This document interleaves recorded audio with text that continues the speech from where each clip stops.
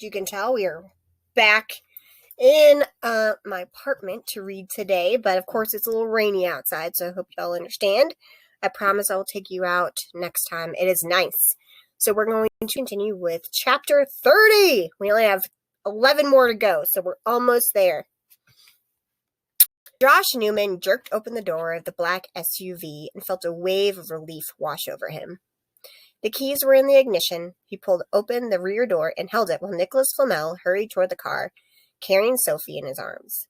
He reached in and gently stretched her out on the back seat. Scatty burst through the barrier of leaves and came hurtling down the path, a broad smile on her face. "Now that," she said as she launched herself into the back of the SUV, "was the most fun I've had in a millennium." Josh climbed into the driver's seat, adjusted it, and turned the keys in the ignition. The big V6 engine growled to life. Flamel hopped into the passenger seat and slammed the door. "Get us out of here." Josh pushed the gear shift into drive and gripped the leather steering wheel in both hands and pressed the accelerator flat to the floor. The big Hummer lurched forward, kicking up stones and dirt as he spun it in a circle and then set off down the narrow path, rocking and bouncing over the ruts, tree branches, and bushes, scraping its sides, scoring lines along its pristine paintwork. Although the sun had risen in both the shadow realm and the real world, the road was still in deep shadow, and no matter where Josh looked, he couldn't find the controls for the lights.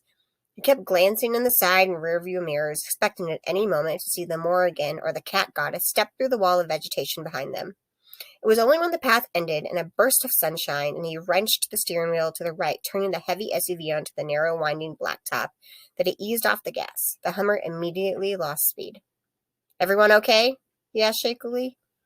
He tilted the rearview mirror down so that he could see into the back. His twin lay stretched across the wide leather seats, her head on Scatty's lap. The warrior was using a scrap of cloth torn from her t-shirt to wipe the girl's forehead. Sophie's skin was deathly white, and although her eyes were closed, her eyeballs moved erratically beneath her lids, and she twitched as if she was having a nightmare. Scatty caught Josh looking at them in the glass, and she smiled in encouragement. "She's going to be okay," she said. "Is there anything you can do?" Josh demanded, glancing at Flamel sitting next to him. His feelings for the alchemist were completely confused now. On the one hand, he had placed them in terrible danger, and yet Josh had seen how savagely Flamel had fought in their defense. "There is nothing I can do," Flamel said tiredly. "She is simply exhausted, nothing more."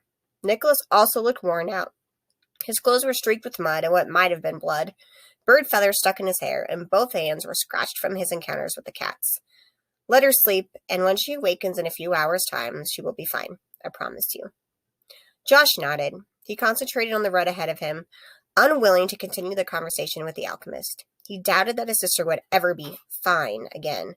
He'd seen how she looked at him, her eyes blank and staring. She hadn't recognized him. He'd listened to the voice that had come out of her mouth. It wasn't a voice he'd known. His sister, his twin, had been utterly changed. They came upon a sign from Mill Valley, and he turned left. He had no idea where they were going. He just wanted to get away from the Shadow Realm. More than that, he wanted to go home, wanted to go back to his normal life. He wanted to forget that he'd ever come across that ad in the university newspaper his father had brought home. "Assistant wanted. Bookshop. We don't want readers, we want workers." He'd sent in a resume, and a few days later he'd been called for an interview. Sophie had had nothing else to do that day and had come along for company. While she'd been waiting, she'd gone to the shop across the road for a chai latte. When Josh had come out of the small bookshop, beaming delightedly because he'd been offered the job, he discovered that Sophie had found a job as well in the coffee cup. They would be working right across the street from each other. It was perfect, and it had been perfect until yesterday, when this madness had begun. He had trouble believing it had only been yesterday. He looked in the mirror at Sophie again. She was resting quietly now, completely still, but he was relieved to see that a little color had come back into her cheeks. What had Hecate done? No. What had Flamel done? It had all come back to the alchemist. This was all his fault. The goddess hadn't wanted to awaken the twins. She knew the dangers.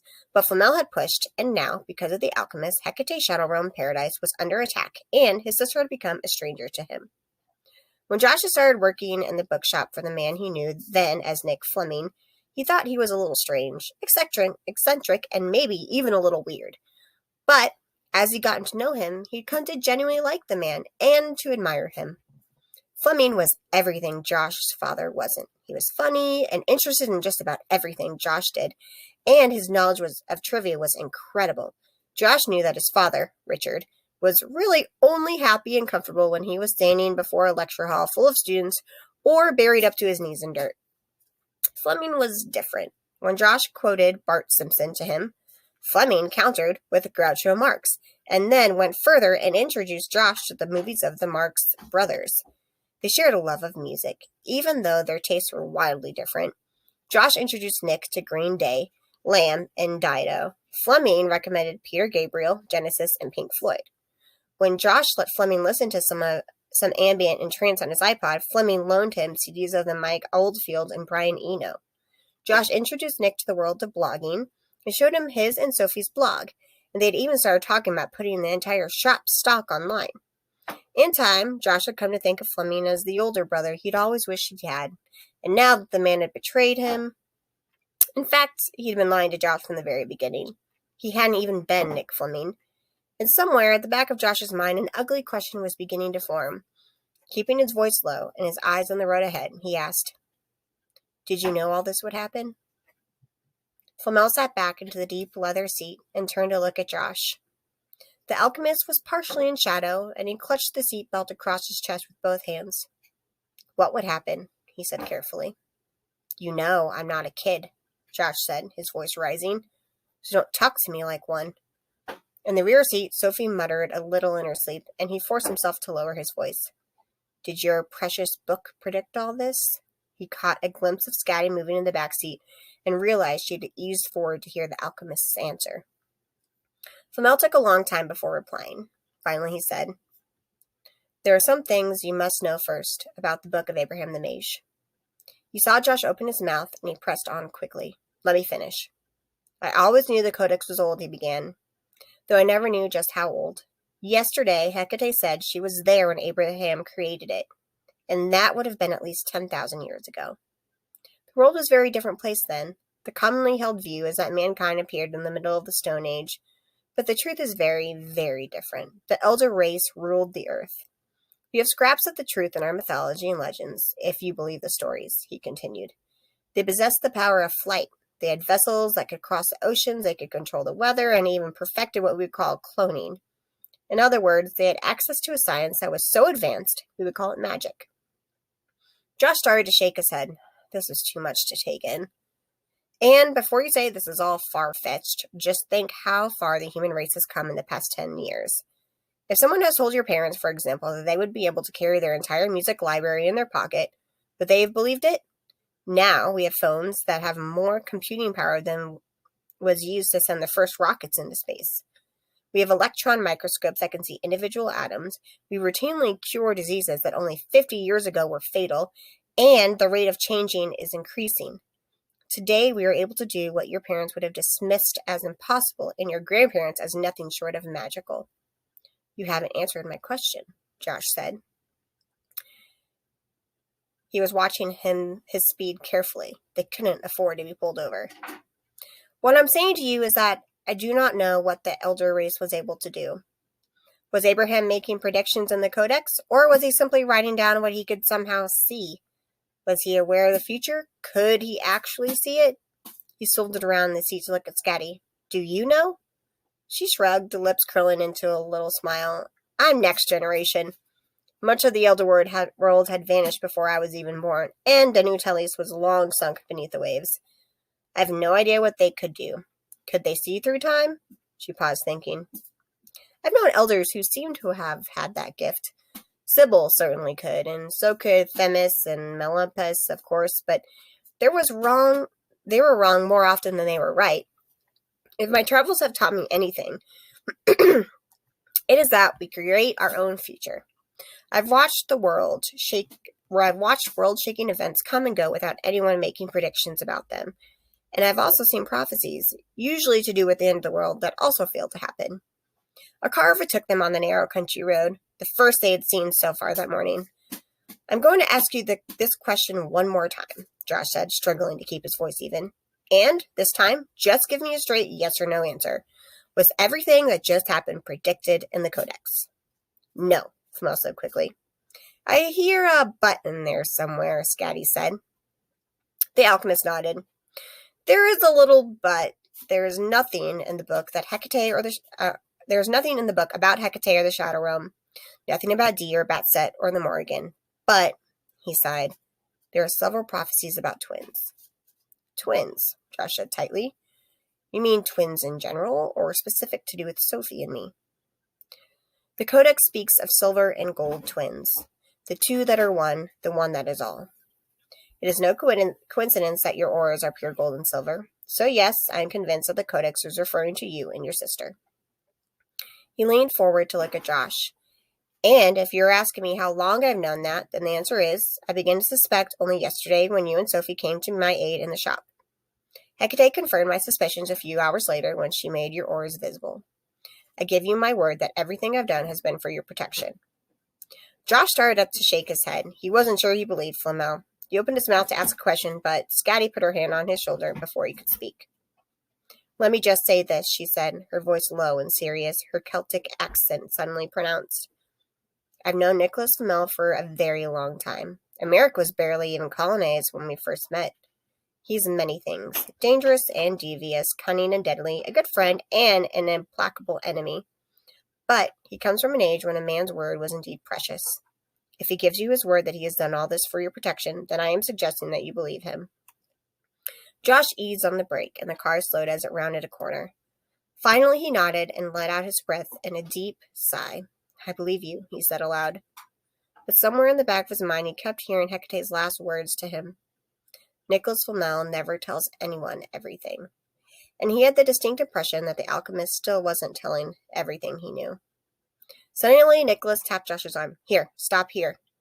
Why, what's wrong? Scotty demanded, reaching for her swords.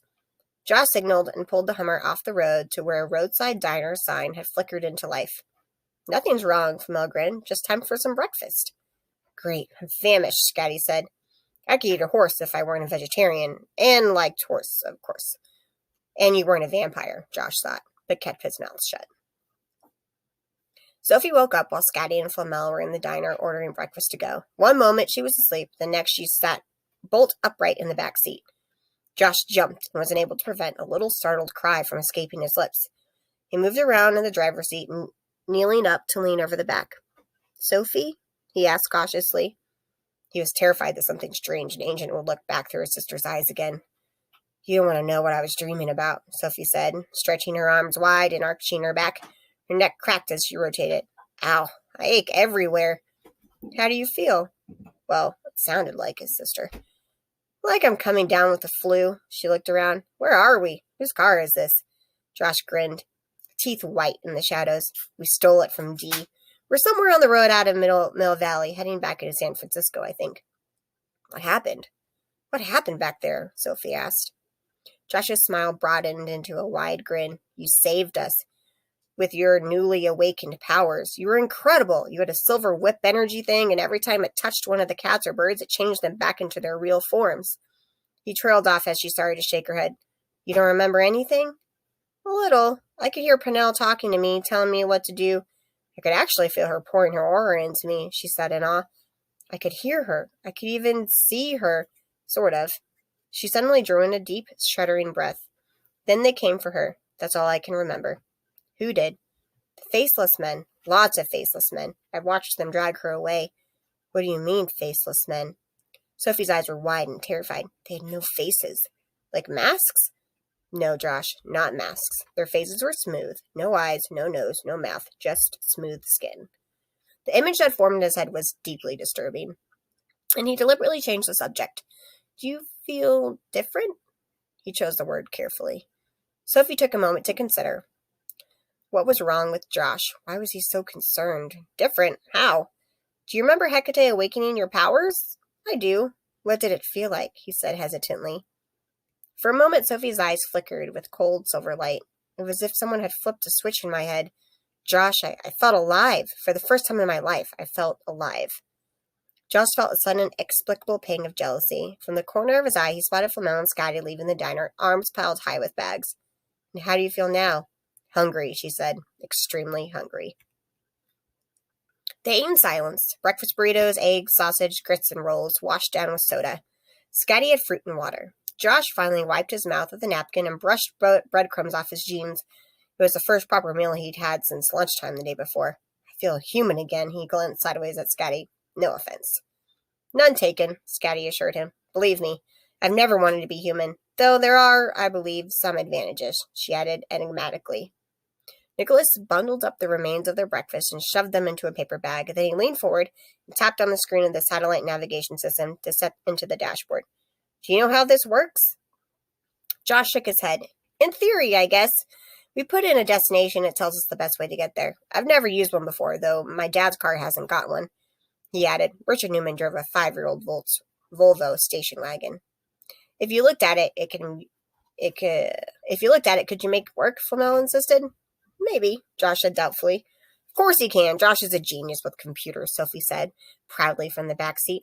This is hardly a computer, her twin muttered, leaning forward and hitting the on button. The large square screen flickered to life, and an incredible patronizing voice warned them about typing addresses into the system while driving. Then instructed Josh to hit the OK button, acknowledging that he'd heard and understood the warning. The screen blinked and immediately showed the position of the Hummer on an unnamed back road.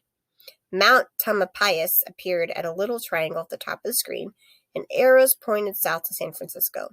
The little track that led to Hecate Shuttle wasn't shown. We need to go south, Flamel continued.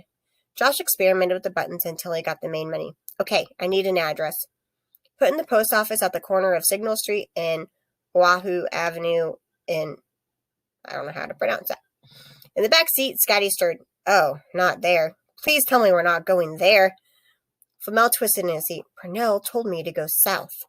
L.A. is south. Mexico is south. Even Chile is south of here. There are lots of nice places that lie to the south. Purnell told me to take the children to the witch, Flamel said patiently, and the witch is in that place.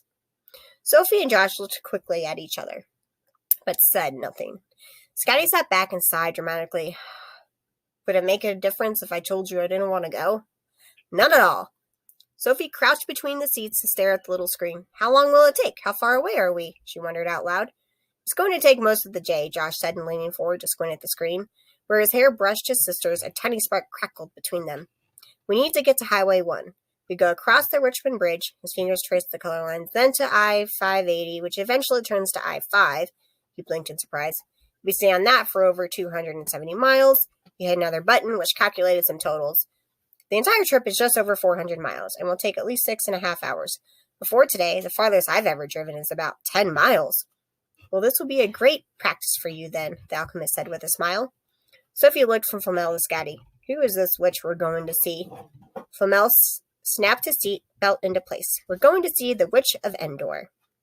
Josh turned the key in the ignition and started the car. He glanced in the rearview mirror at Scotty. Someone else you fought with? He asked. Scathach grimaced. Worse than that, she muttered. She's my grandmother.